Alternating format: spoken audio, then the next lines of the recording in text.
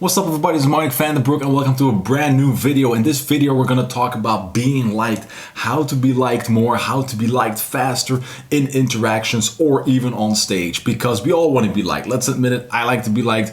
Everybody wants to be accepted, appreciated, wants to, even though you want to stand out, wants to be fit into the herd society, because if you're liked, let's be honest, things come a bit easier. You get more deals, more promotions, more friends, more happy moments. We all crave it. Doesn't mean that we have to like everybody and that everybody has to like us, but I do understand the question. And if you think this is something that you have to be talented, gifted, born with, that you walk into a room charismatic and everybody's like, oh my God, I'm a fan of you.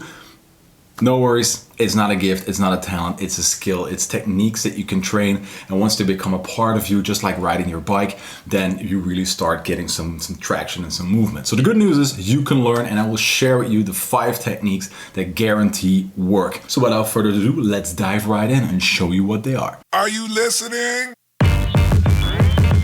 Damn.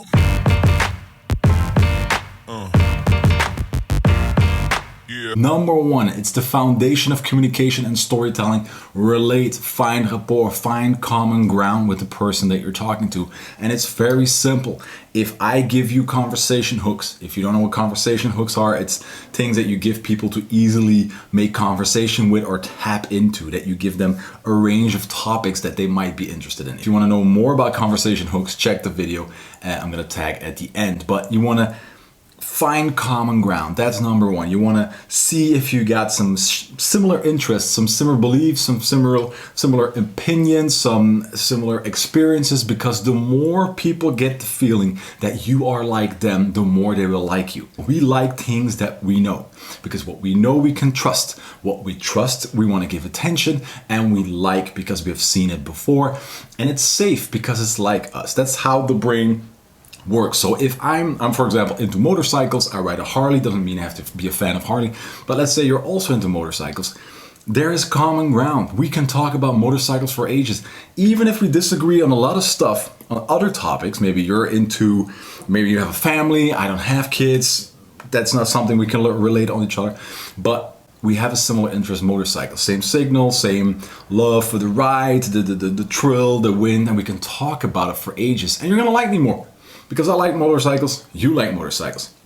So if I give you a range of topics and you give me a range of topics and we talk about family, having pets at home, riding motorcycles, our travels, there's always something you can find common ground on, that is shared interest. Even with your worst enemy or a person that is really attacking you in a meeting or a conversation, the first rule is always find common ground first. Because if there's something you agree on, something you have a similar interest in or a similar opinion or belief, then things tone down and people start liking you more. So find common ground. And the second thing is, the second technique is ask questions. I know you heard this before, ask questions, but if you show interest into someone, even if you don't know them, network, event, meeting, if you ask genuine questions that you want to know something about that person, about a certain topic, they will like you more. Because if you show interest, people feel appreciated. They feel seen. And that's one of the things that people really crave, being seen, being appreciated. So be that person. And there's a second reason for the question is, let's say there's not common ground. There is no shared interest. You talked about all the conversation hooks and like, oh my God, we're very different on a lot of areas. That's okay, because you still have the questions. I'm gonna make it very concrete. I'll give you an example. I recently was in a store and I was talking to a certain person and he immediately started talking about football. Now, in all honesty, I don't know a lot about football. And clearly that person wanted to talk about football. Now, I could fake it and say that I'm into football and go along with the conversation, but you don't want that, because that could be fake. They could spot your lie and you'll be nervous throughout the whole conversation. So I honestly said, I don't know a lot about football, but I showed interest. I started asking questions about the arena, about going to your home clubs, about all the aspects of what made football so great for this person. And he was really liking it because he could share his passion for football. He could answer these questions. He had the feeling that he was dragging me into the football passion, giving me insights, teaching me something. And he liked me more. You saw him growing throughout the conversation. He liked me more because I showed interest, even if I admitted I have absolutely nothing with football. And that doesn't mean that that other person with the football example has to talk all the time and you just listen and then ask a question and it's all about them. But what you will see if you genuinely have a good person in front of you, because also be that they're very into themselves and you don't want them to like you because you're not going to have a real connection. But let's assume that person, like most people, has genuine good intentions. When you're asking the question, they will talk, of course, about themselves, about their passion, their business, what they're doing, in this case, football. But once they start liking you, you will see they will turn the tables. Because what happened with this specific example, after a while that person is like, well, what are you into? What do you do? They like me and they just decided I want to know more about this person because they showed appreciation, interest. Now I want to know more about you. That's what happens when people decided I like this person. I want to give it attention.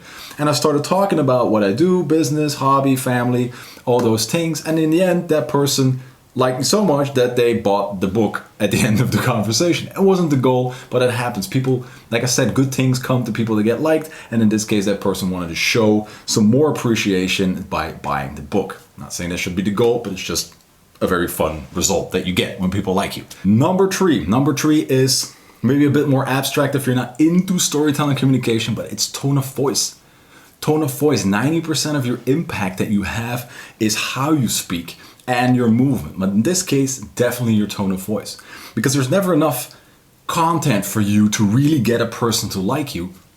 But the person is not really listening to what you're saying. They're listening to how you're saying it. So if you're, for example, too monotone, too inverted into your mouth, you're a bit mumbling, you're a bit shy, people immediately decide for themselves, this person is probably boring. This person is hiding something. This person is not really outgoing. This person is not very sure of themselves. They don't like themselves very much. Not saying that's the case, but they're basing that on your intonation. Could be that you're all over the place and you're like, blah, blah, blah, blah. That's also too much. You're always up high and people are like, you're too much in your face. You're too much energy, too much details coming out, no structure. I don't like you that much because if I have you around all the time, I will go crazy. So like a good song, you need ups and downs, and the way you say something could be very with positive intent, but if you say it in the wrong intonation, people feel offended. So really become aware on how you use your voice. Now, if you want to learn more about that, I'll also tag that video at the end of this video, which explains how to exactly use your voice and do the movements. Now, number 4 links to that. Number 4 is your energy. How do you present yourself? And then I mean, are you approachable? This field around you, this energy field, might sound fluffy, but this energy field around you, is it approachable? Is it energy that is attracting other people, or is it pushing away? Do you, for example, have a resting bitch face that you don't know about and unconsciously you're pushing people away, like, ooh, we don't want to talk to that person. That person is probably not in a good mood.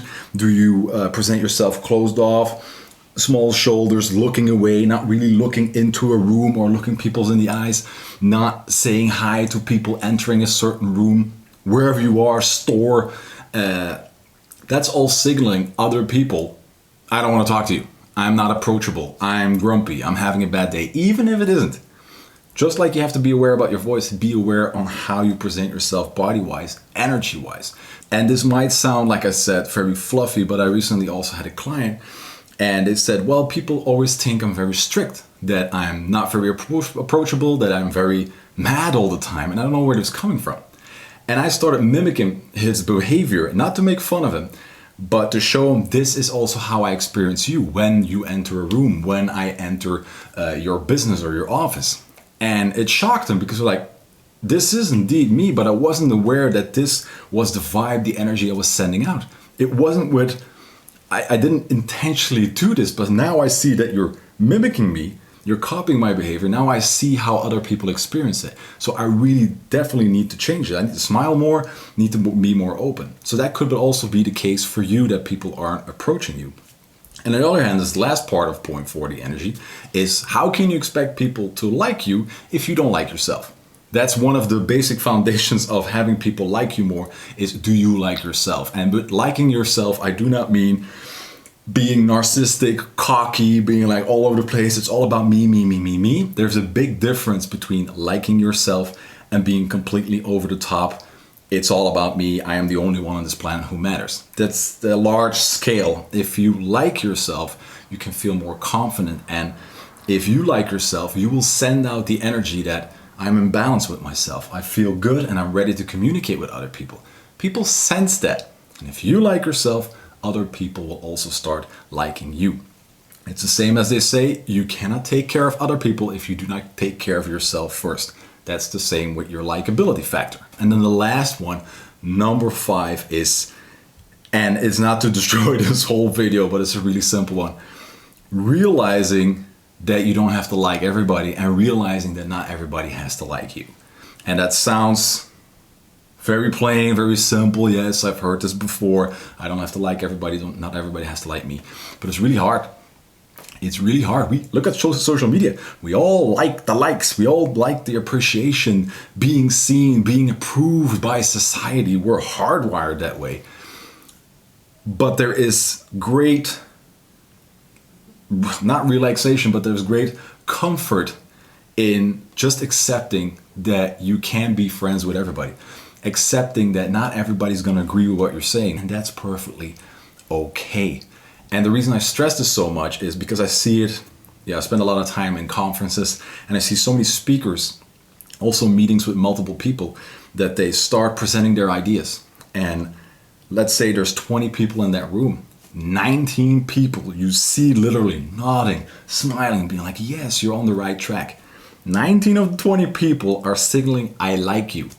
But there's one person not liking you, challenging you, being grumpy. Maybe they have a really bad day. And what do these people do? And what do I also do if I'm not aware of it? I start focusing on that one person because that person doesn't like me. So I have to spend all my energy on like me, ignoring 19 other people that do like me.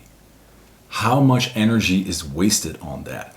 So realize not everybody has to like you. Yes, answer this person's question. Maybe you can also turn them into a fan. There's a lot of techniques about that. But mainly focus on the people that already like you. That's way easier than getting that one person to your side. So you don't have to like everybody. Not everybody has to like you. So those are the 5 things. Very simple techniques, but you got to practice them. So 1, common ground. Talk about something you both know, believe, do. Common interest. That's easy to talk about. If you're like them, they're like you. Goes way smoother. Think about the motorcycle. All motorcycles get along with each other. Go to any gas station, stop there, and you immediately have 5 friends.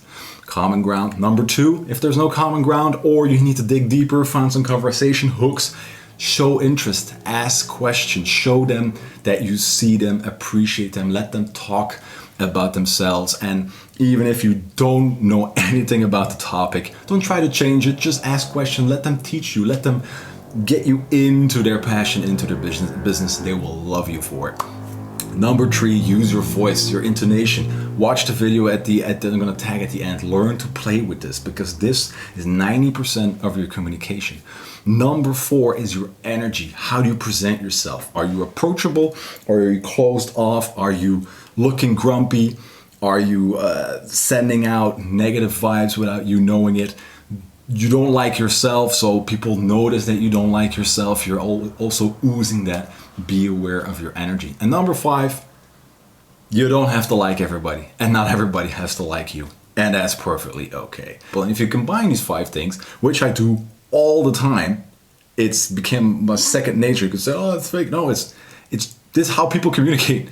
So it's not fake. This is just how we do things as people. And if you don't yet master it, then yes, it's gonna seem fake and out of the comfort zone, but this is basically how it works. So in the beginning, riding a bicycle is also weird, and now you don't even think about it. It's the same thing. So how does this work? You come into a meeting that you don't know anybody, there's 10 people, you walk in, you don't have to present anything, but just a meeting, and you walk in and you're there. You see everybody, you're present, positive energy. You left all your issues out of the room, you smile, you're approachable, you like yourself, you like the things that you're gonna say, you're there in the meeting, not on your phone, not thinking about something else. This is it. People feel that and people are like, huh, this is a very fun, approachable person, and you haven't even said anything. Maybe some good mornings, how are you doing, do I sit here or whatever, but the way you do it and the way you say it, and also continuing the conversation with your voice, your energy, your presence will already make you win over a lot of hearts. And a lot of people will have decided in those first seconds and minutes, I'm going to like this person. I trust this person. I'm going to give this person my attention, even though we haven't really talked as this meeting is going to be about. So then afterwards you start talking, maybe some small talk. And what is small talk? Small talk is basically sharing conversation hooks with each other and seeing if there's common ground. And if someone says something about the business or private life that you can relate to, awesome. Talk a bit about it. How's that with your kids? How do you do it? What did you do for a holiday? How was it in Spain? I also go to Spain. Where do you go in Spain?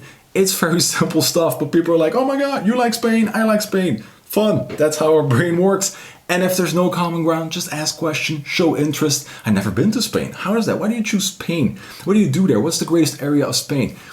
That kind of stuff. That person talks about Spain and they're already liking you. So the questions, and then combine it with the energy, the tone of voice, you liking yourself, and realizing that you don't have to be best friends with everybody in that meeting. It's okay that some people are warming up to you. Other people are like, yeah, I have nothing against you, but I'm also not going to be your friend. That's perfectly fine.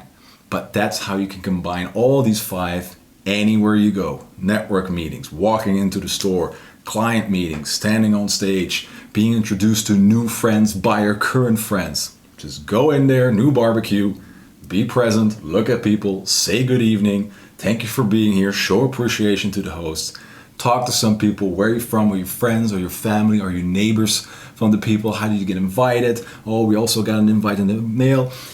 Whatever you're going to talk about, do it with a great tone of voice, show the interest, find common ground, and before you know it, you leave the barbecue with a million new friends because people started liking you. Now, those are the 5 things. There's one more add-on, is that maybe if you're watching this video, you're like, yeah, but what about being funny? People like me more if I'm funny. How am I funny? Should I do jokes? I also have videos on that, but basically my idea on funny is, yes, humor makes you more approachable. Yes, people like people more that can get them to laugh, enjoy themselves. Look at a bar, look at a meeting where someone is cracking jokes and playing into what people are saying. If you're like, oh my God, such a great person. That's true. Humor is very, very powerful. But I am talking to you assuming that you have a hard time getting a connection with people, getting people to like you in conversation, interactions. You're just starting. Then humor is something very dangerous because humor goes all over the place. What I think is funny, you don't think is funny. And it has to have the right timing, the right set of words. That's why comedy is so hard. You can learn, of course, but comedy is so hard. It needs to be tested. There's so much that go wrong, so many jokes that don't land. And if you're not funny and you're trying to be funny and have no idea how you can be funny, then that's so cringe and it will push people more away than attract. But the good news is, if you leave that humor part for a second and you focus more on finding the common ground, relating that interest, asking the questions, responding to it, you will notice that even if you're not trying to be funny, there will already be laughs. Because when people recognize something, they most of the time start laughing and nodding. That's so true. Oh my God, that's what I'm also doing. You'll get your laughs out of that. And once you feel comfortable with all these 5 things in this video, then you can start talking about how to be funny and use the techniques that people use on making quick jokes, being very witty, because that's also a skill that you can learn. But for now, focus on those 5 things. Let me know how it goes. I guarantee you, I use them myself. If I walk into a store, come into a room where I know nobody, network events, I stand on stage.